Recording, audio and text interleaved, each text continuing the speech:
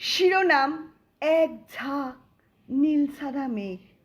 কবি কৃষ্ণেন্দু দাস, কণ্ঠে আমি রুনা মিত্র।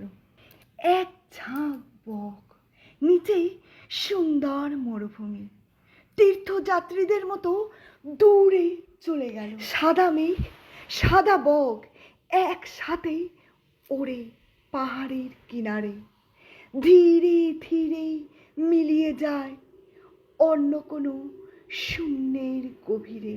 দূর থেকে নীল আকাশ, নীল পাহাড় মনে হয়। রোদ্দুর রশ্মিগুলো ঝোপে ঝাড়ে আশ্রয় নেয়। চোখ বুঝলে অন্য চোখে দেখি, কান বন্ধ করলেও শব্দ শুনি। আমার রক্তের মধ্যে জল ঝরে যায়, যেন একটা নদী স্রোত বয়ে যায় শিরদাঁড়ার ভেতরে।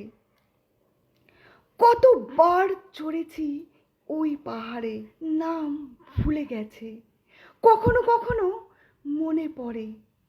এখনো তো আমি বন্দি নিস্তব্ধ ঘরে।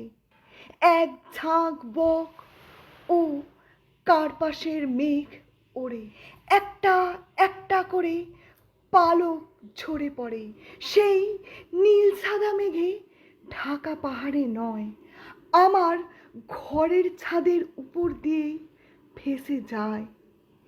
জানালা দিয়ে উঁকি মেরে দেখি, ভাঙা পায়ে পদাতিকের মতো আমি এখন অসহায়।